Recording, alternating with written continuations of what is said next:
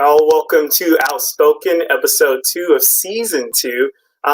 So this is very cool because this is the first time that I ever did a show back to back. I'm not going to lie, it wasn't easy, but we're here and I'm so excited to have our guest today.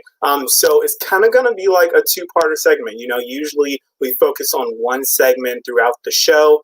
Yesterday we had our show on the LGBTQ community and how it was affected under the Trump administration, and where do we see it going under President-elect Joe Biden, soon to be president of the United States, number 26 tomorrow. And it was an amazing show. You can find it on Outspoken on our Facebook page. You can also find it on YouTube, and you can find clips of it on our Instagram as well. So today I'm really excited. Like I said, it's going to be a two-parter. The first guest we're going to have is Daniel Downer. He's going to come on and we're going to really talk about COVID of 2020. Everybody was affected. Everybody went through something, some type of situation.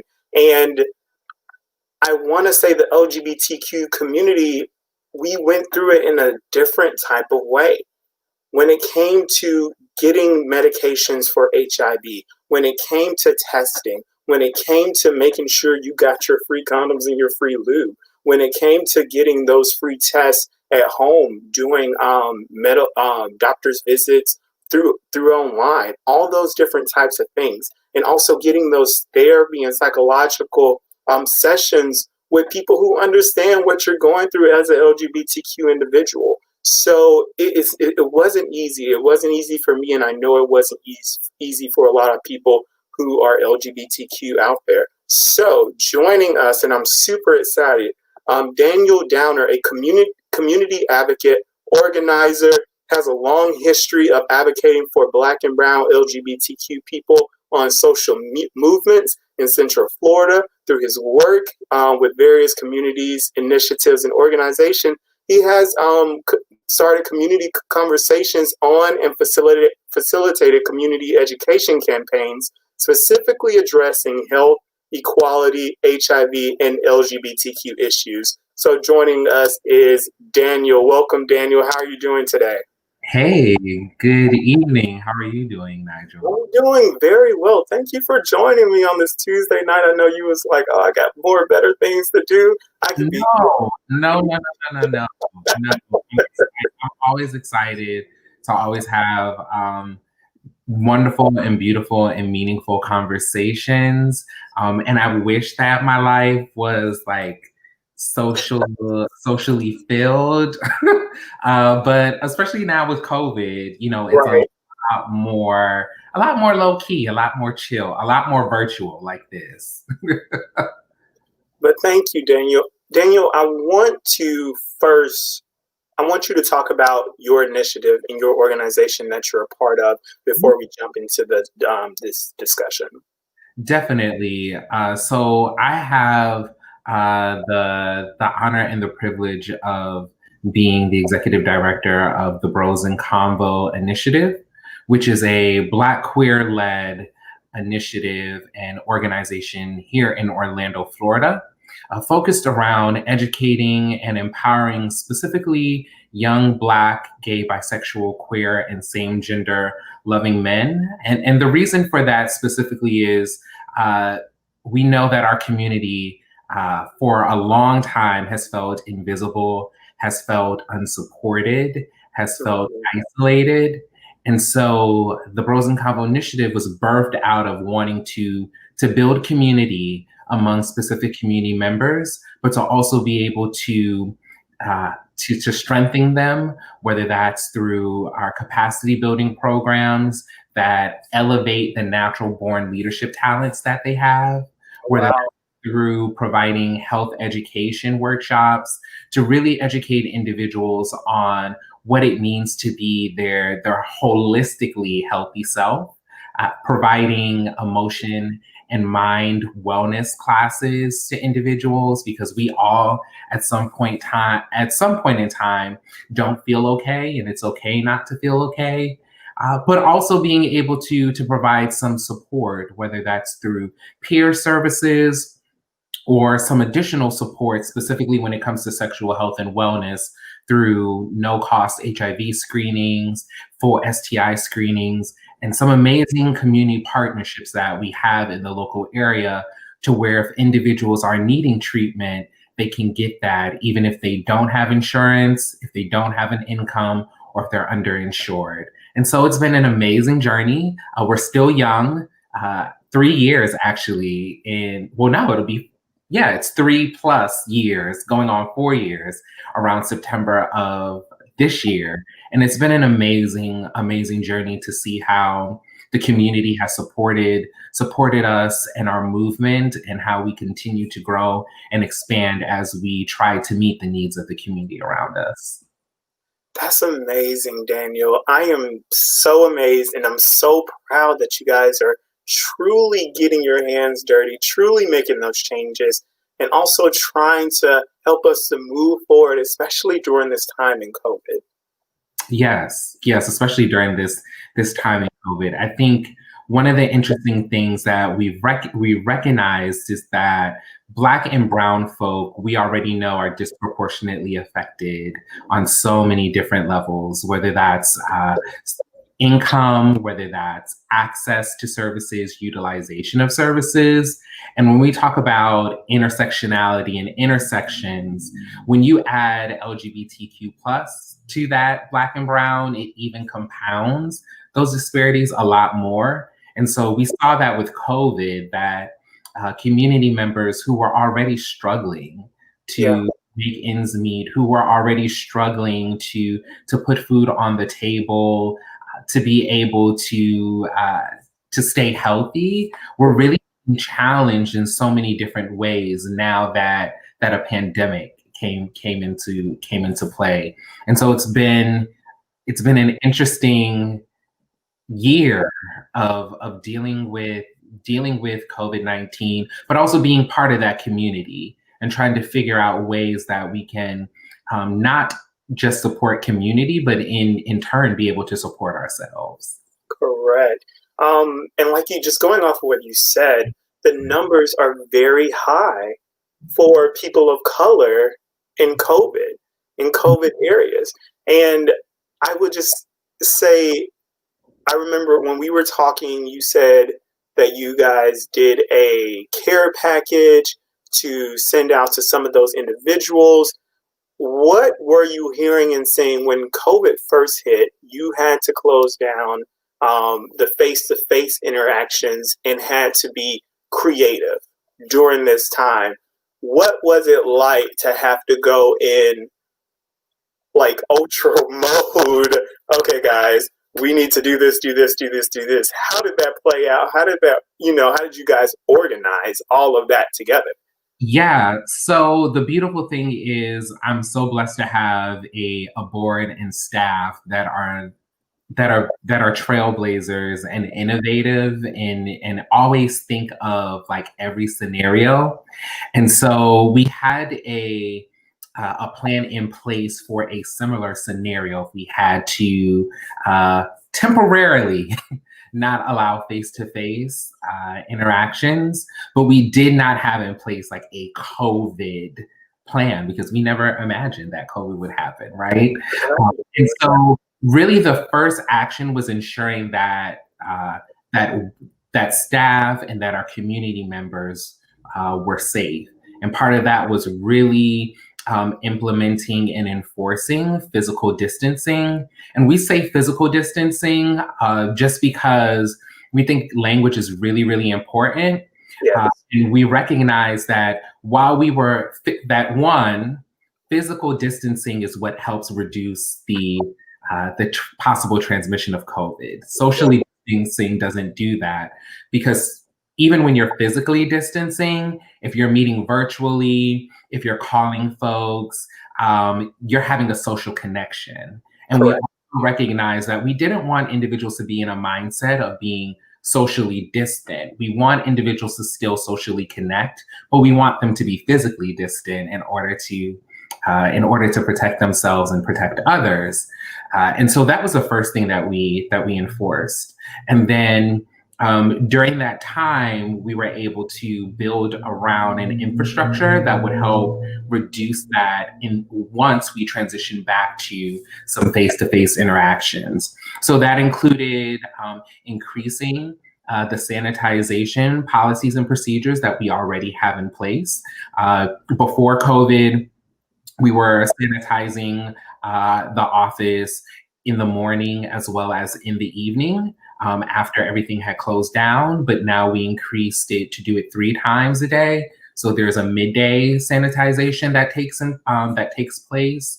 Also, in our space, there's testing that's provided. And so part of that infrastructure build was also creating and making sure that there was a barrier between the tester as well as the individual wanting to receive their tests. And that's a big plastic barrier. You just slap your finger. Plexiglass. Yes. And then we had always had lots of hand sanitizer available.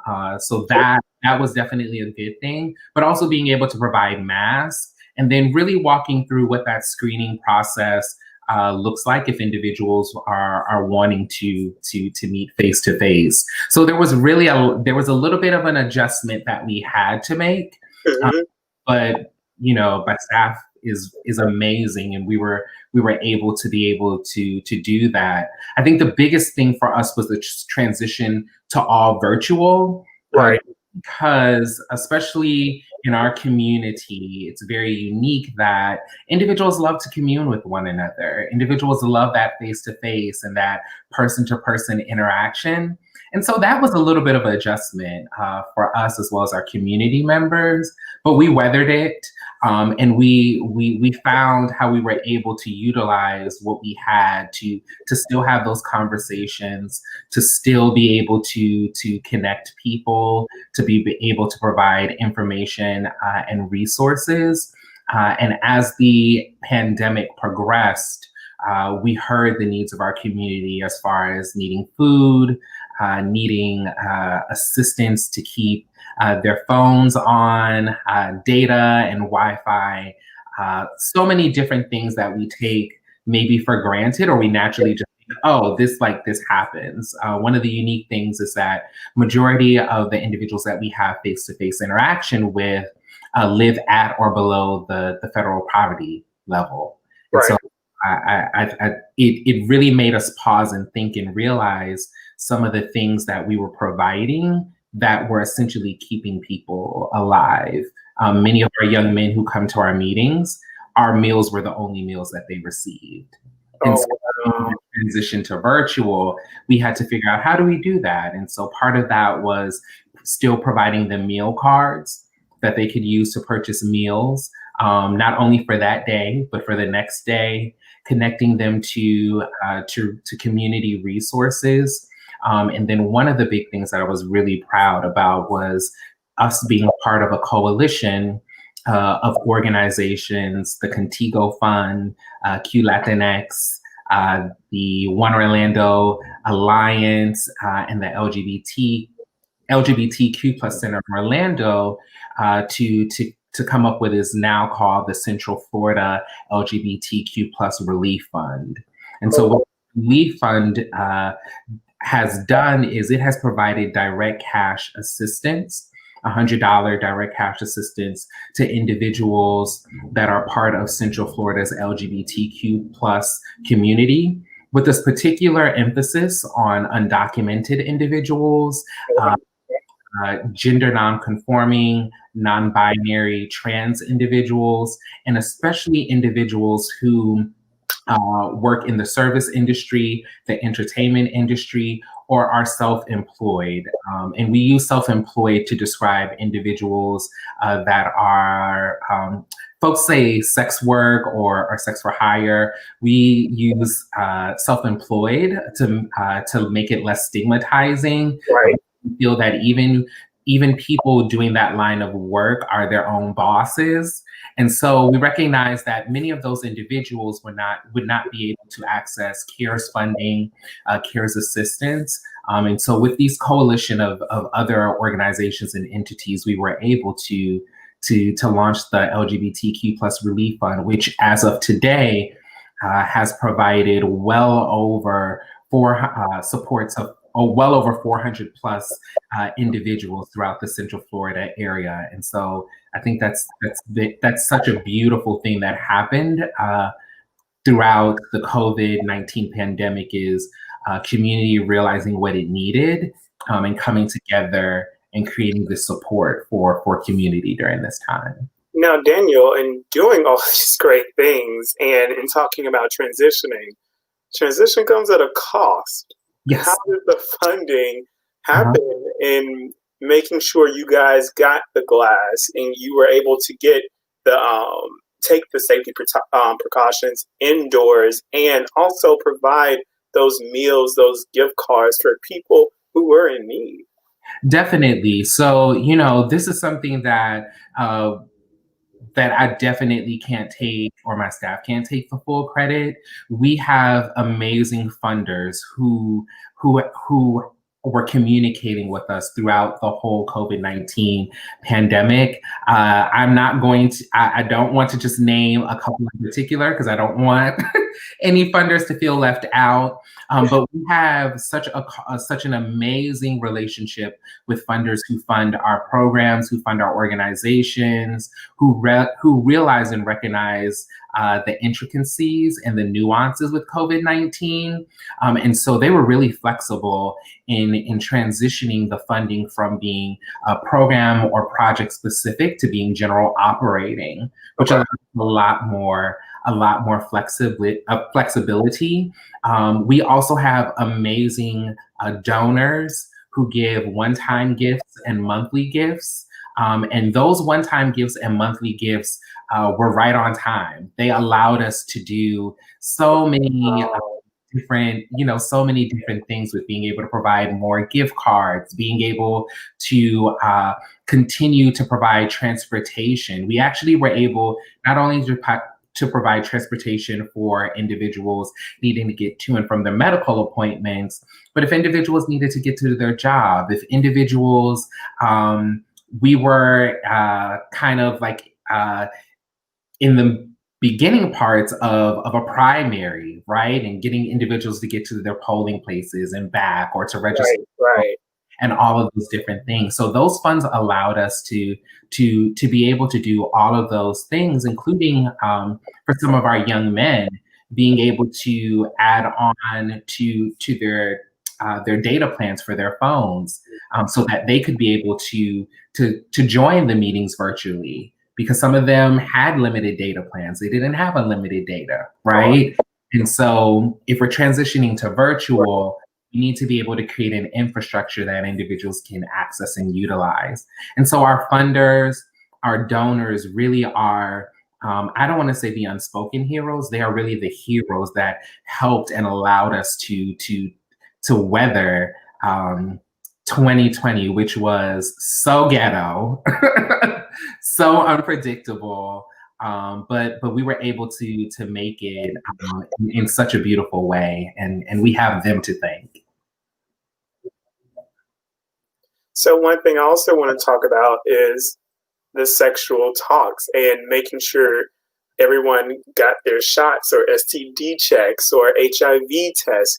Apps like Grindr, Jacked, Tinder, they were making slogans that were like, you have to stay home now and enjoy your boyfriends.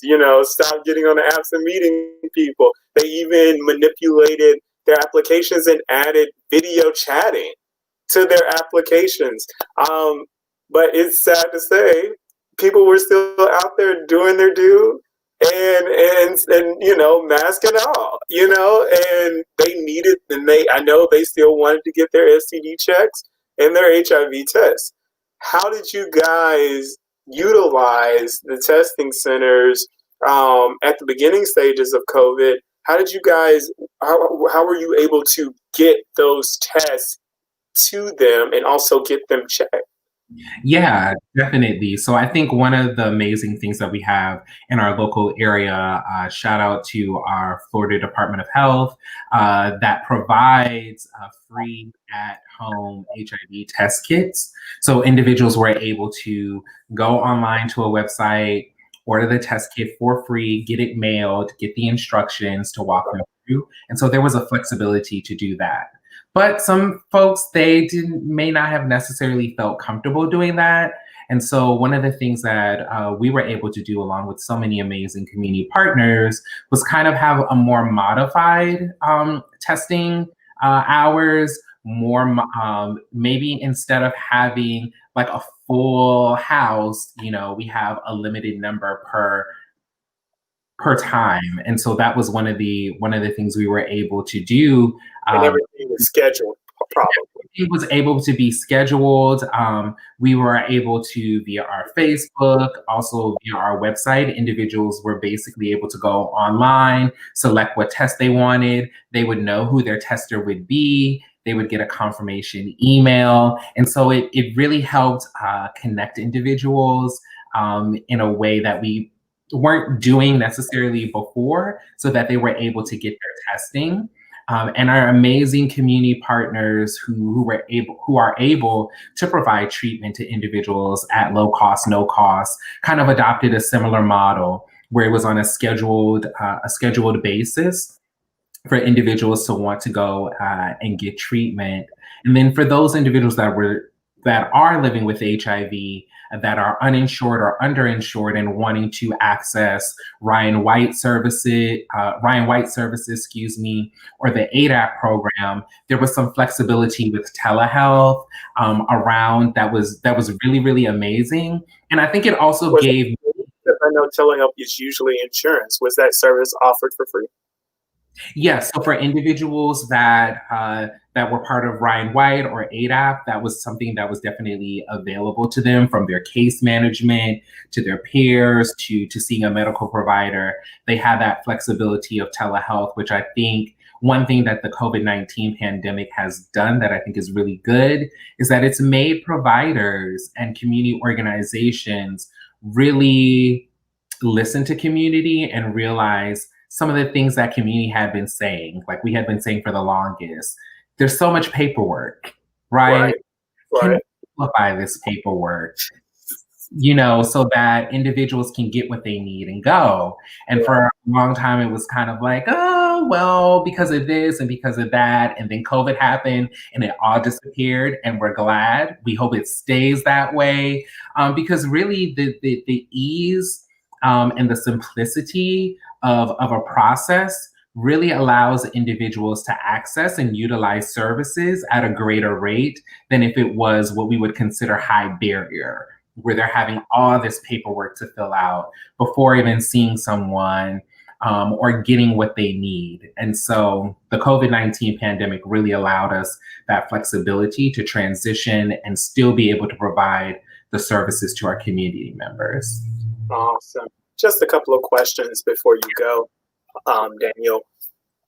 When everyone started getting their vaccines at the end of 2022, I'd say, I mean, at the earliest of 2022, when everything kind of started going back to normal, what are you guys gonna use what you had to transition to and bring it over to 2022? Even though things are now open, people are probably going to go back to normal. Well, are you going to bring anything that you had to use in 2020 or early 2021 now and adopt it into your new system? Definitely. I think one of the big things that probably is most likely going to carry on is still having that increased amount of sanitization of our space. I think that's a good practice to have regardless of if there's something going on or something not going on.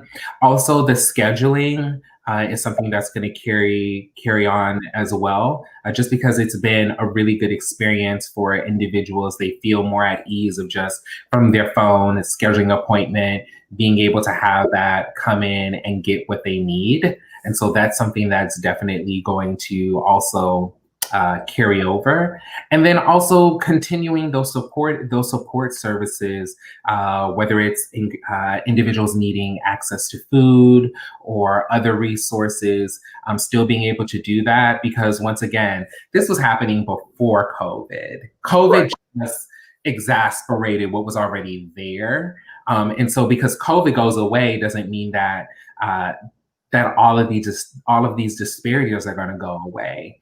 And so being able to really address the various disparities within our community is something that we're going to carry over, not only in 2022, but until we're able to get to that point where individuals are getting or achieving the equity that they so rightfully deserve. Awesome. So Daniel, before you go, last question. Yeah. What do you guys have coming up in the future of 2021? Any future projects, anything that's going on? Yeah, so we've got so many exciting things that are happening in 2021. I think one of the big things that we're really looking forward to is the continuation of two of our programs. The first one is called Style, Strength through Young Adults and Youth Living Empowered. This is an amazing program that is being funded by the Southern HIV Impact Fund, our amazing funders at AIDS United.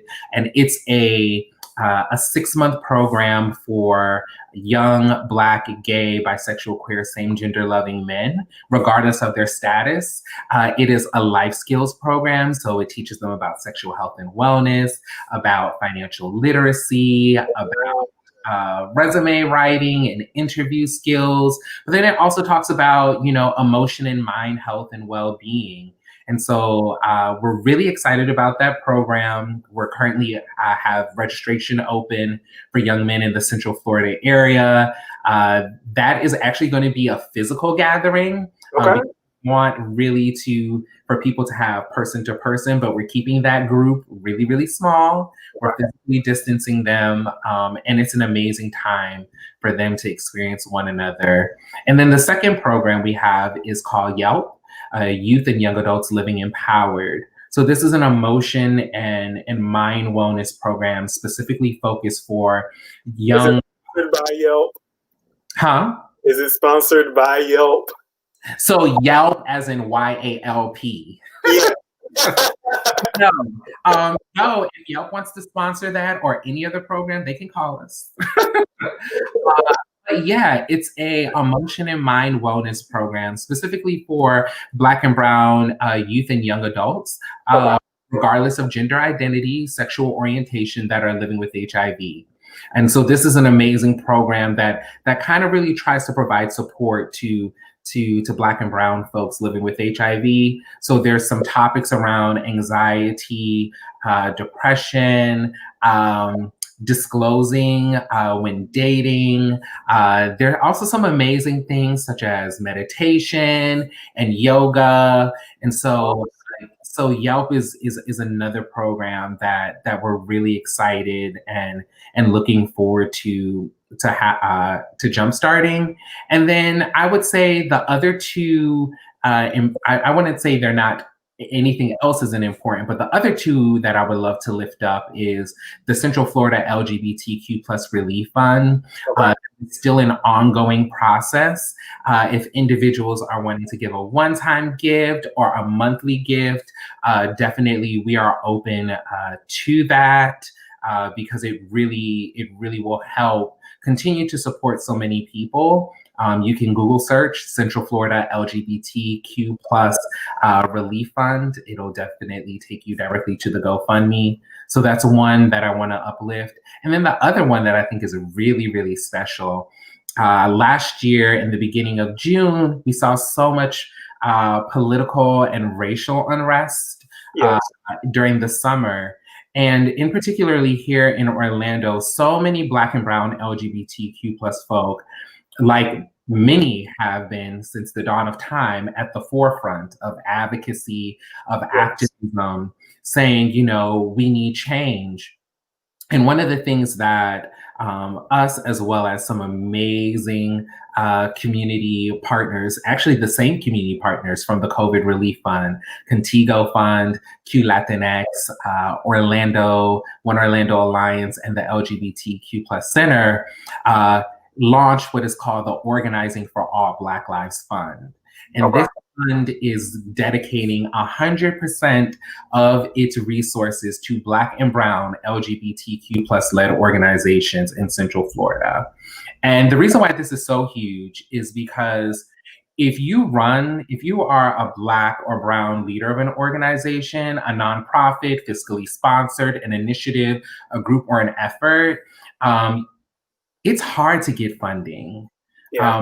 We are not necessarily afforded the same opportunities that our non-Black counterparts are offered. It's sometimes we have to do double the work for half the grant award, right? And so those resources are really scarce. And shout out to our community partners who I mentioned, who really came in coalition with us and said, we need to direct financial resources to these organizations, whether that's for existing organizations or to jumpstart innovative ideas. And so the Organizing for All Black Lives Fund was launched. Okay. And is currently still in its fundraising phase. Okay. And that's one thing that I'm definitely excited about, because it really is us as community, not waiting on, sometimes, we need white allyship. We don't. Yes, Lord. Yeah. Other times we don't. Other times it just takes us having the initiative, the drive, the determination to everyone right. Yes. Do everything. And so the Organizing for All Black Lives Fund is that. It is a declaration of community coming together and investing in existing organizations and new organizations. And so once again, we're open to one-time gifts, we're open to monthly gifts, but really those two, I'm excited about everything that we do, but there's something about those two that feels extra special because they really, I feel like they really are going to set the precedence for a shift that we're going to see nationally. Yes. You don't see in too many metropolitan areas communities like ours stepping up to the plate and intentionally investing, whether that's direct cash assistance or whether that's from a philanthropic standpoint. And so I think that's so innovative, so dope as heck, and really proud to be a part of. Proud to be a part of that. And so I'm looking forward to the Central Florida LGBTQ plus COVID Relief Fund and the Organizing for All Black Lives Fund in 2021 to raise some more coins so that we can continue to create impact, can continue to support community, can continue to be there for community. I know I probably was rambling a lot. No, you're passionate, Daniel. That's what it's all about. I got so excited about those two because once again, like I said, they are near and dear to my heart, and they were birthed from such a special place and a beautiful representation of community and community organizations coming together to really do some of the things that we talk about all the time from a year basis about how this needs to change or that needs to change. And so we're definitely thankful to those community partners who have helped us with both of those. Right. Awesome, Daniel. Thank you so much for joining us today. Thank you for having me. It was a pleasure. It was awesome. And also, Daniel, make sure you send me that information. I would love to post it on our Outspoken pages, on our Facebook, and on our Instagram. And guys, as you heard him before, if you want to give, if you want to donate, if you want to help these LGBTQ initiatives, especially the ones that are of color, donate or volunteer or network or connect with him in some type of way. It's up to us to make those type of changes. And Daniel and other organizations are hitting the forefront hard for 2021. So again, I just want to say thank you, Daniel. for Thank you, joining us. Nigel. No problem. You have a good day, man. You too. All right, guys, we're going to go to a quick commercial, but when we come back, we're going to have Richard Ramey and Carolyn Weisinger, and we're going to talk about COVID 2020 as it relates to pride, entrepreneurship, and LGBTQ businesses who suffered, but who are also prosperous still during the event. Still during the pandemic. We'll be back right this second. For people living with HIV, keep being you and ask your doctor about Biktarvy.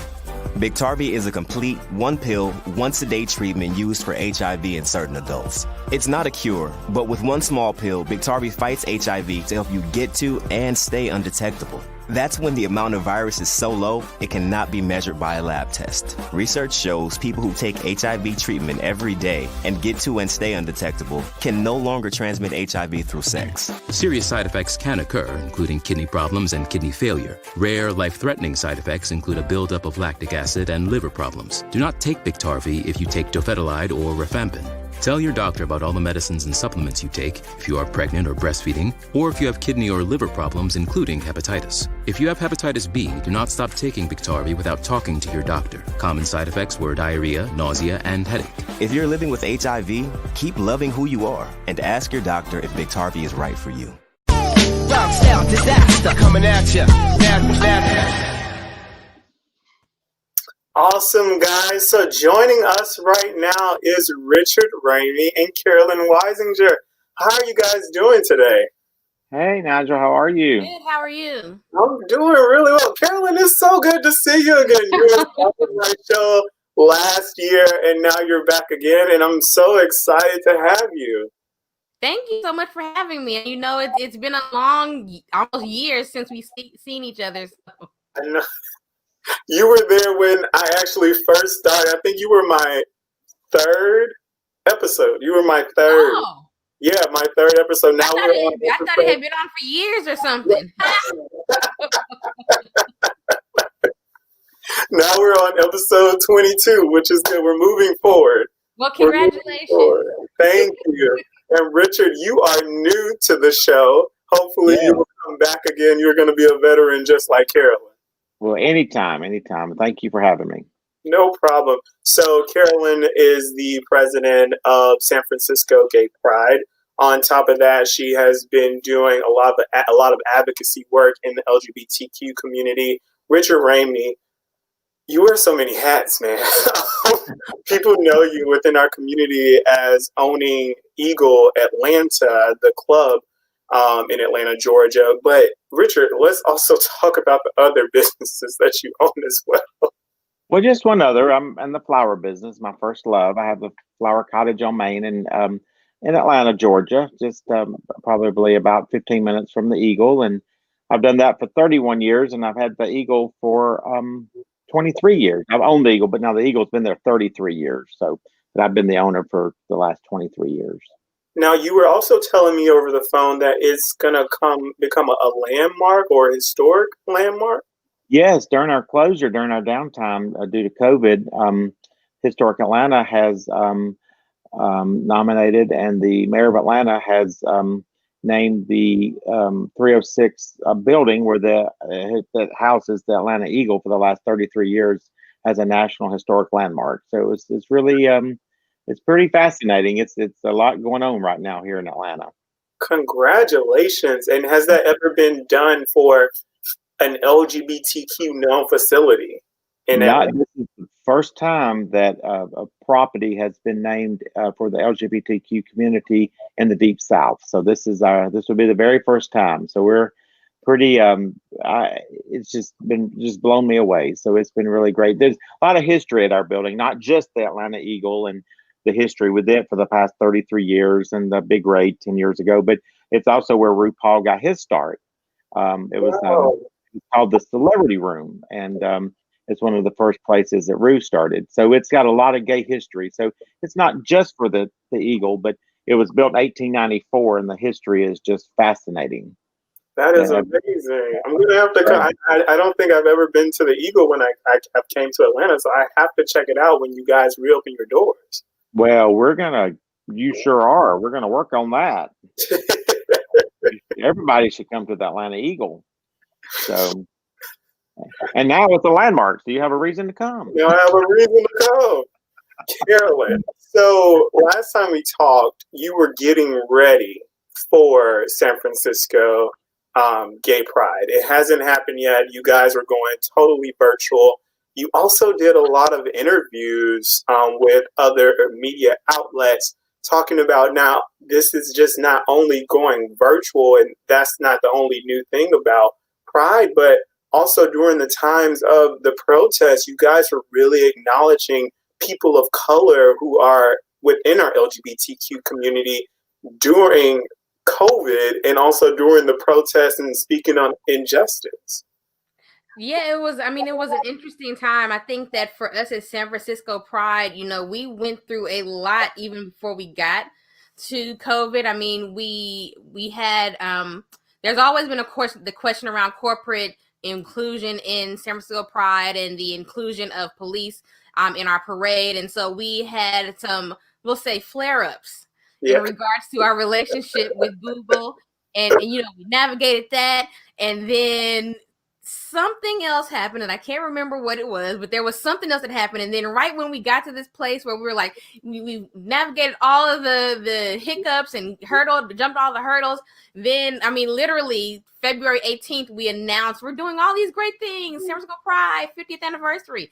And we were with the mayor of San Francisco. And 10 days later, she's on TV, like, yeah, we're shutting the city down. And we're like, oh no. So, it was an interesting time. And then right when we got virtual Pride, we got people to finally understand what virtual Pride was.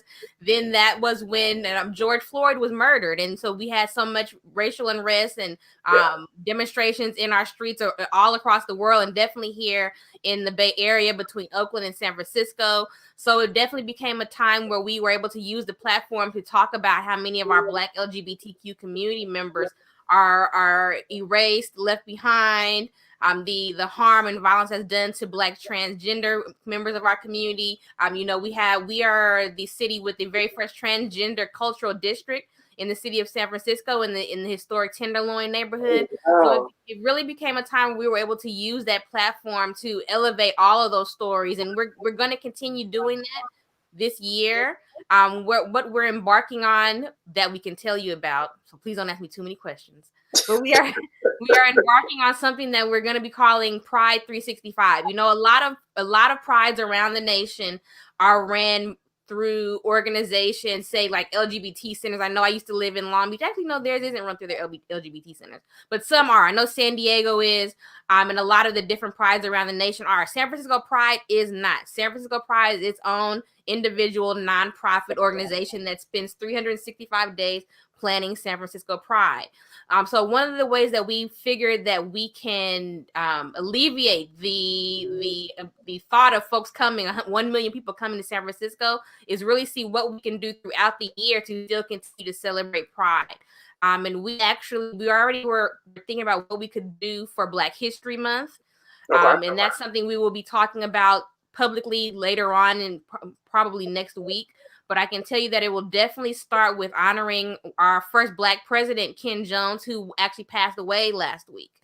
So if anyone's ever seen the docuseries on ABC, When We Rise, which documented the Castro in its heyday, especially during the time of Harvey Milk, there was also a young man named Ken Jones, and he became one of the first Pride presidents.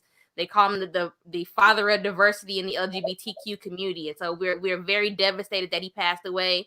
But I guess it's pretty apropos that we'll get to honor him on the first day of Black History Month as we continue through the month honoring our Black LGBTQ community. And that's going to be a virtual. That's going to be, that will be more of a social media campaign. Okay. So yeah, but there'll be other things, again, that I can't tell you about yet, that are going to be happening 365 days around Pride. And so ways that we'll still in the virtual that we did last year, we have a lot more experience, to have a lot more time to do better than we did last year, to address some of the things that we were not able to address, like making sure that our seniors have accessibility. I was being very vain the other day and listening to an interview with myself, and And in the interview, I talked about how, one thing that we know that we weren't going to be able to address was the fact how many of our seniors don't have access to, digital services. How many of them look forward to coming to Pride. It's the only time that they really get to be out and proud, because we know our LGBT seniors have a completely different experience that we're having. So we're hoping that a lot of those issues we had last year we're able to resolve, as well as adding more things to the celebration. Awesome. So in saying that with our everything went virtual last year. Everything had to come to a close, and people couldn't be out in the streets like they wanted to. But even though virtual prides were taking place, people still came to bars. People still went out. People still had a good time. I'm not going to lie. I was one of them. But a lot of people, there was two-sided. And I'm going with you on this one, Richard. It was two-sided. Entrepreneurs, businesses, especially the LGBTQ businesses, bars, lounges, restaurants, they were either we stay open and serve our people and make money so we don't go under, or we close down and hope for the best. So, Richard, what are your thoughts towards, one, being an entrepreneur and enjoying Pride and being within the community and being a part of your community, and seeing both sides of, okay, Pride is important, but health and safety is important as well? It's a very difficult decision for bar owners. I mean, and I feel for everyone. I mean, I took the road of, there's not a life that has a dollar amount to it. So I've taken the road to temporarily close. We had 0 Pride events at my establishment.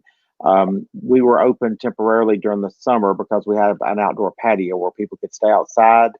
But I couldn't, as a business owner, and because of the love I have for my community, and I just could not remain open until this is cleared up. And and some people don't have that luxury of doing that. And our community, I mean, we've been part of Atlanta for 33 years. Our community has supported us, and they want us to come back. But they want us to also, I want to take care of them in the meantime. So I couldn't find a way to take care of them and remained open. I searched and I looked, and there's no way you could be on a dance floor and not expose yourself to someone if you're sick. And and the problem with this disease is that this virus is, a lot of people will have it and not even know it. So as I moved forward, I made my decision. I have no ill feelings towards any of my other competitors and stuff that made their decisions, but I had to make the decision that was right for me and my Eagle family. And I feel that I have, and I know that we're moving in the right direction. Our incredible new administration starts tomorrow, and I know President Biden and Vice President Harris are going to do a good job and see that this nation comes together, and we're going to unite, and they're going to get this virus under control. And when they do, we'll be able to come back together, and more of our people are still going to be here because I closed and because I didn't expose people to this virus. And it was tough. Don't get me wrong. I mean, it is tough. It's the hugest financial problem I've had in my career, but I'm going to get through it. And I'm just looking forward to us all coming back together as a family once we get this under control. And Carolyn and Richard, just going off of that, San Francisco and Atlanta are the meccas of LGBTQ. Atlanta being for the South, and San Francisco being for that area. And usually, and what I've been seeing and what we've all been seeing in the news, is not the people within the city, is actually the people who are coming to visit within the city because it's open. And coming from Atlanta, like I was telling you before the show, Richard, during Gay Pride in Atlanta, one club had approximately 500 people within its facility that one night. And during that time, one of the individuals within the club dropped dead. And Yeah. it wasn't due to COVID, it was due to other things, but those other exposures of COVID, out of 500 people, at least one person had to have it. It was such a bad it was really bad for our city. I mean, it was bad for our community, and I really was ashamed that that happened. I don't even know what club it was. I don't. I just know it was bad, and that was something that I just was not going to happen under my watch. And we, I wished I had an answer for these clubs, the financial answer about how you survive with no revenue. I just don't know how to answer that problem. I really feel, really in my heart, I really feel this new administration. He mentioned in a lot of his speeches, he mentioned bars and restaurants more than once about Mhm. trying to help us. And I really feel that the businesses and the bars and the restaurant that did the right thing and they protected their customers and they took care of their community, I feel like in the long run, we will be helped when we need our help. And I really put a lot of faith in this administration. I worked for the Democratic Party to make sure Georgia turned blue and we got the Biden and Harris into office. So because I know they're going to do us a great job, and I know they're going to look out for us small business owners. I mean, small businesses are the backbone of America, and Mhm. I have two of them. One of them I'm very fortunate that's continuing to go because we have a no contact delivery. We don't have to be in contact with someone to deliver them flowers. I mean, we've lost all of our weddings and parties and all that, but we can still generate revenue from everyday flowers, birthdays, and stuff. But it's so important for the bars that remain open is to do everything in their power to try to take care of our community. We want to all be here when this is over, Yeah. and we want we want to be able to get back to our life. We're looking, we want to have Pride. Our Pride was canceled as well this year. It went virtual, and but like you said, people still had parties, and I was devastated. I hated to see it. I hated to see us, and we were in international press. I mean, I had friends calling me from London saying, "What in the world is going on Are in Atlanta?" y'all And I'm like, "I'm sorry. All I can say is I'm sorry. I had nothing to do with it, and I'm ashamed it happened in our city. But you know what? Our city is strong. Our community is strong. Our the majority of our community is not going to bars. They're staying home. They're social distancing. They're waiting to get this behind us. And that was, like I said, my biggest decision to just temporarily close until we can get a handle on this. awesome? And Yeah, Carolyn, our experience was a completely different experience. Mayor Bree was not having any of that. Our bars and restaurants have been completely closed. I shouldn't say completely, but they've been pretty much closed since March of last year when she called the first shelter in place. There was a moment later in the year when the bars were able to serve outdoors, such as the restaurants. So you saw some of them just serving out of their actual doors. But when we had our celebration, I mean, there was no, I mean, unless you were going to a party with your friends.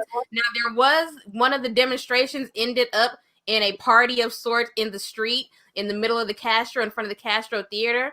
But I mean, we are kind of blessed in that our mayor has had so much cooperation from the governor that, the governor has been locking down the state as well. So, I mean, I know that, a lot of our bars and especially our music venues are really, really hurting.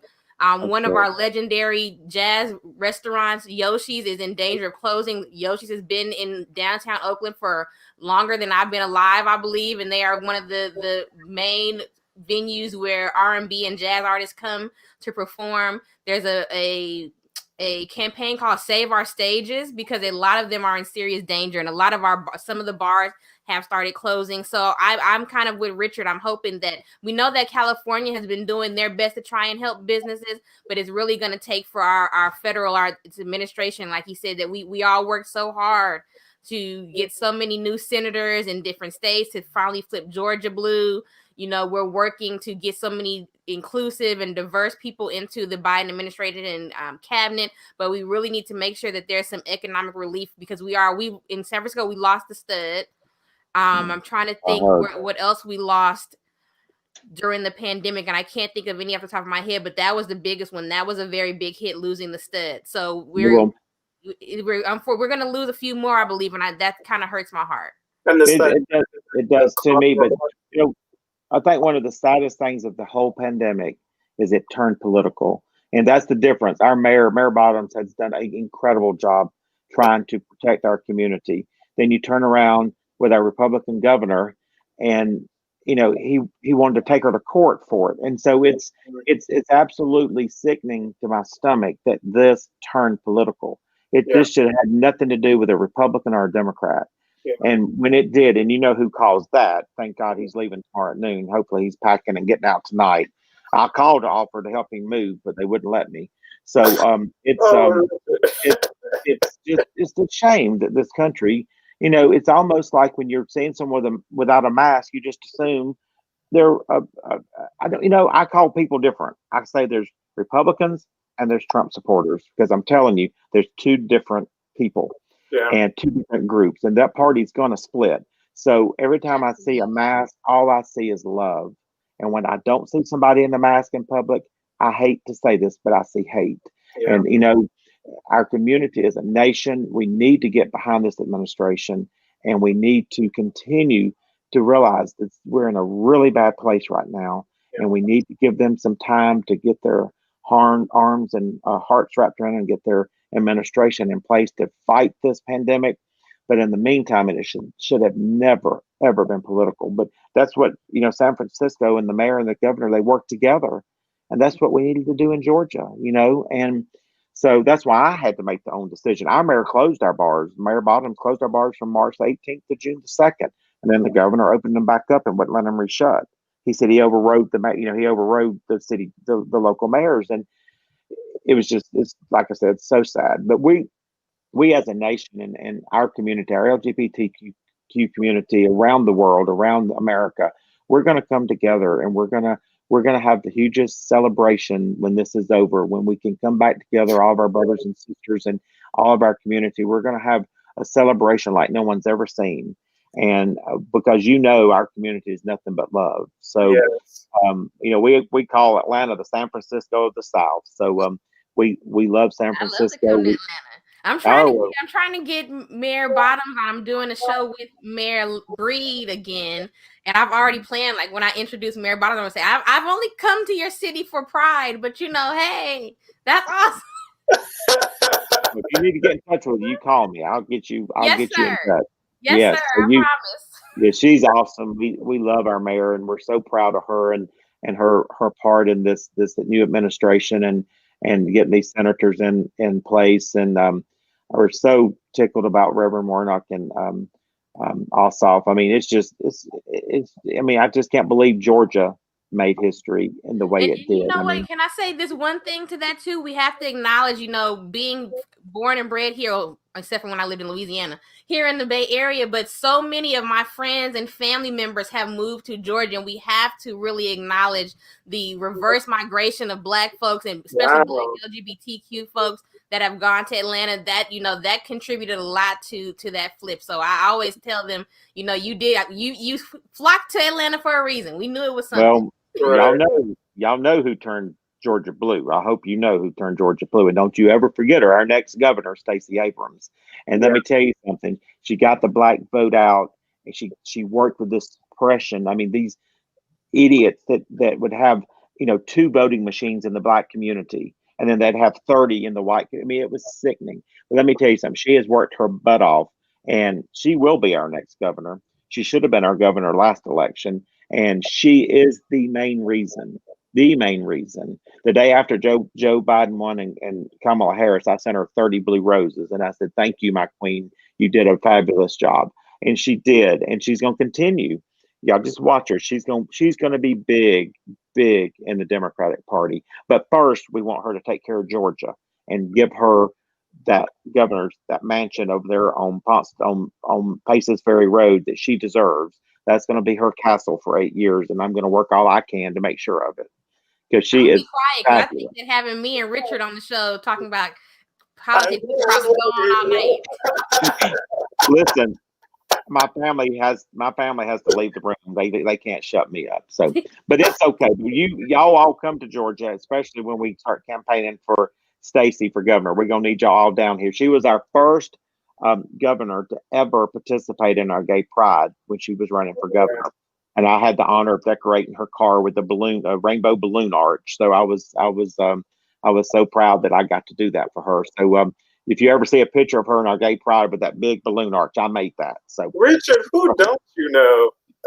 Well, No, because I'm really about to call Richard. Like, 'cause I do need a connection at the mayor's office. We was just talking about it today. I'll get you contact with we have an incredible, Malik is our incredible gay liaison with the mayor's office. And he works so hard for our community. So I'll give you his information, and you get in touch with Mayor Bottoms. So Atlanta's a great city. Georgia, not only has our Black community has grown throughout the whole state, not just the city of Atlanta, but another thing that has made our state diverse and everything is the movie industry.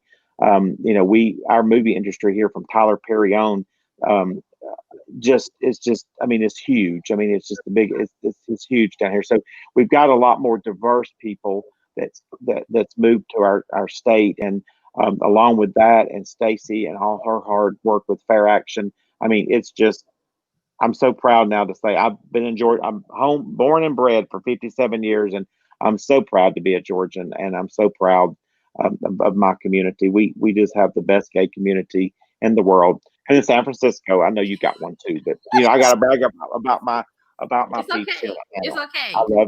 I love my community, and I've worked for, I was just a customer at the Atlanta Eagle. A lot of people don't know I was just a customer, and the manager told me they were closing the bar, and I said, whoa, you can't close my bar. Where are we going to go? And that's how I ended up buying it 23 years ago, because they had filed bankruptcy and they were closing. And I said, you cannot close the Atlanta Eagle. And I promised, as long as I'm alive, we will have an Atlanta Eagle. So I'm proud of we just have a great community here. You guys are some two major powerhouses. Before I let you go, before we end this, Carolyn, you first. Tell me what you guys got coming up for 2021. Well, I can't tell you everything, as I said. We will be announcing somewhere around February 15th or thereabouts. We'll be announcing what we're doing. We're really, as an organization, we're changing a lot. Of course, the pandemic didn't just affect it did affect the celebration, which also affect our budget. So that's why I thought I was going to have to leave here, because our budget team is actually meeting right now, but I told them I couldn't come. I was talking to Nigel and Richard, but they're doing an amazing job really changing our fiscal structure, right? How does I bring money? It used to be just corporate sponsors, and even though we get a lot of flack, we give out so much of that money. So, but even the way that we engage in our corporate sponsors, we were talking about how you can't, even though a lot of sponsors do still want to give money to a virtual pride, you can't go to a company like Kaiser and say, hey, give us this money just randomly for pride, because they have to be careful of the messaging that they're putting out into the community. So we're being very careful in how we're structuring our funds, how we're giving out money, how we're actually receiving money. So like I said last year, this is going to change everything for us going from here on out. I know that virtual pride itself will be back on Twitch. I know that we will be doing things that I can say to you. I can't say that's all I can say. That's all I can say. But virtual pride itself will be back. I will say continue to talk to us and look for us throughout the year, because we know that the pandemic, even though we have a vaccine now, we're still not going to be able to bring 1 million people into San Francisco. Not even be able to bring 100 people into one room. If maybe not, we don't know.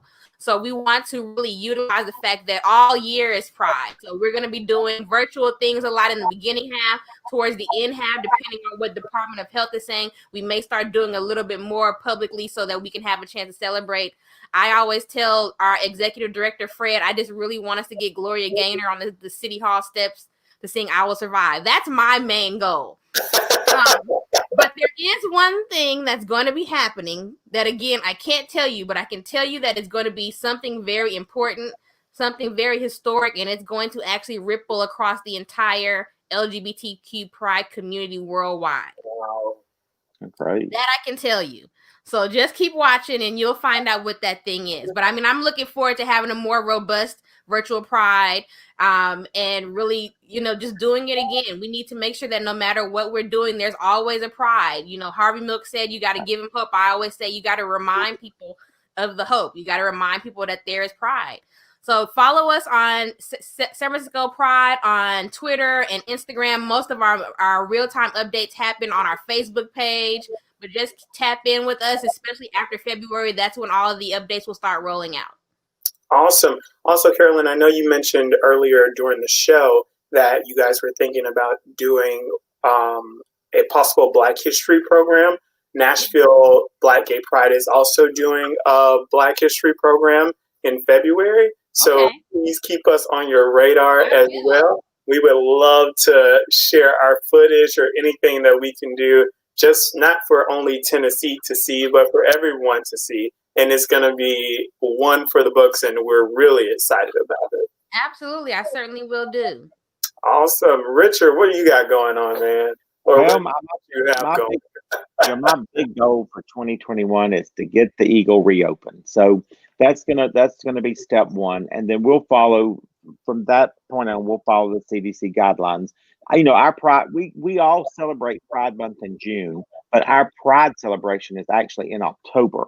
So ours will be a little bit later. So I do believe, Carolyn, that I'm sure I'm not part of our Pride committee, but I'm sure our Pride, again, will probably be virtual this year, even though we're going to have the vaccine and it is later in the year. I haven't really been following it much, but I'm sure that we'll be doing the same. But I'm hoping that by October, we'll be able to at least be open and have some type of celebration, maybe not as big as we've had in the past, and everything. It'll be solely based on the experts and the CDC and the scientists telling us what we're able to do at that time. So y'all just keep looking out for the reopening of the Atlanta Eagle. We're going to reopen in 2021.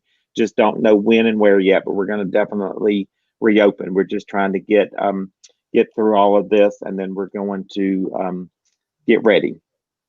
Awesome. Carolyn, Richard, thank you guys so much for joining us tonight. Thank you for talking about giving your insight, telling your stories, giving your information, telling about things to come. I'm really excited about 2021. 2022 was unpredictable. 2021 is going to be inspirational, I feel. Right. So I just want to say thank you so much for joining us for the show. Thank you, Nigel. And Carolyn, get my information from Nigel now. And if you need anything from Atlanta, we're here. Yes, sir. As soon as I come to Atlanta, I'm coming right to your house. No, I'm just playing. Okay. You're welcome anytime. All right. Richard, I'm only like 3.5 hours. 35 minutes. I drove today, as you know. So yes. 3:35. Yeah, you just come on down. For sure. Thank you guys so much. And I just want to say thank you to the viewers for watching us tonight. Stay tuned for January 28th. We'll be interviewing the author of B-Boy Blues. He's been also working with Jesse Smollett to get his book. His book was also turned to a movie directed by Jesse Smollett. So we're really excited to be interviewing him, James Earl Johnson. And then we're going to also be co-hosted with Dr. Clemmings.